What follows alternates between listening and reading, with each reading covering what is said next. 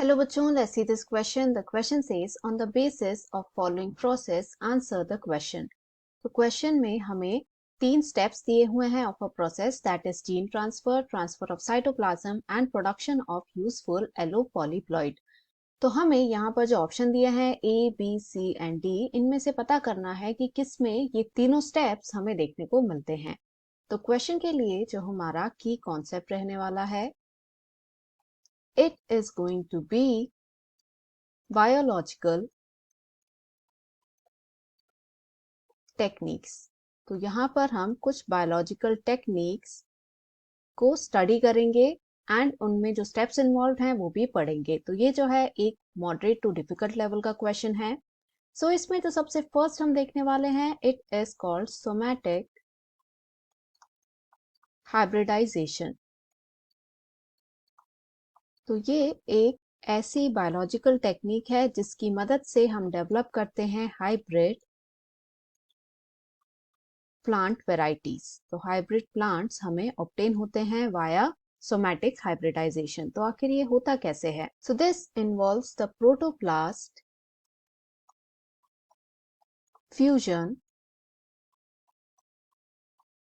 Of somatic cells.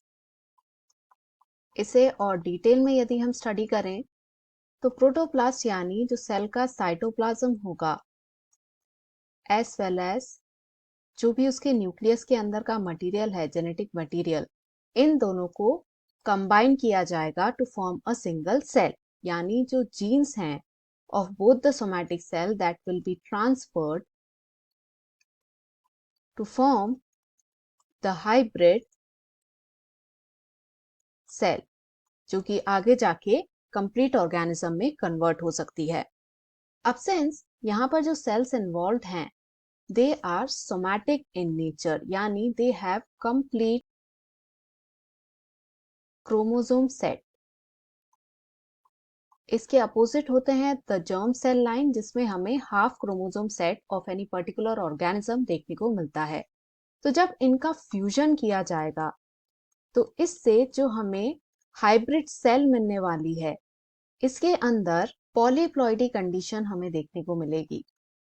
यानी it will be a polyploid cell because दो cell के complete chromosome set इसमें present होंगे। इसमें half material from one parent and half from other वाला system नहीं है, दोनों में से ही कंप्लीट क्रोमोसोम सेट आएगा। तो this will be a polyploid cell. At the same time ये दोनों जो सेल्स हम ले रहे हैं, these are of different species.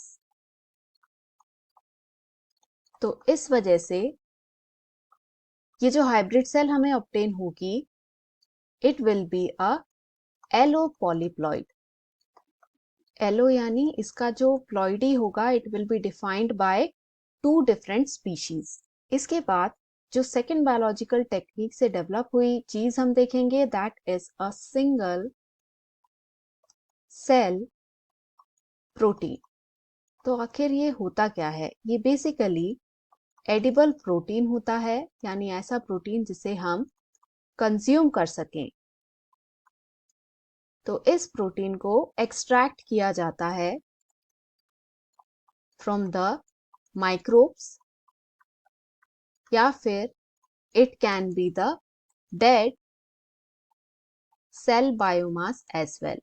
तो इसका यूज क्या होगा? जैसे जैसे हमारे वर्ल्ड की पॉपुलेशन बढ़ रही है तो जो फूड की डिमांड है वो भी बढ़ती जा रही है। तो इस बढ़ती डिमांड को, food demand as well as the nutritional demand, इसे मीट करने के लिए, इसे क्वेंच करने के लिए सिंगल सेल प्रोटीन को डेवलप किया गया है। जो थर्ड हम देखेंगे, it is called as bio fortification.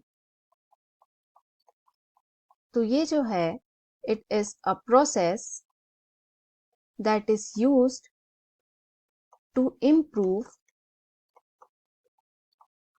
the nutritional value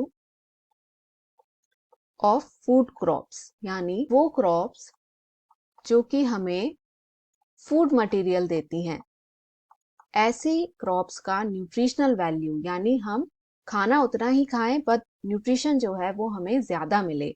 तो इस तरीके के इम्प्रूवमेंट करने के लिए जो हम प्रोसेस अपनाते हैं, it is called as bio fortification. तो इसके लिए हम कई तरीके यूज करते हैं सच एज सेलेक्टिव ब्रीडिंग, जिसमें जो हाई न्यूट्रिशनल वैल्यू वाले जो पेरेंट्स होंगे उन्हें आपस में ब्रीड किया जाएगा ताकि हाई न्यूट्रिशनल वैल्यू वाले ही ऑफस्प्रिंग जनरेट हों।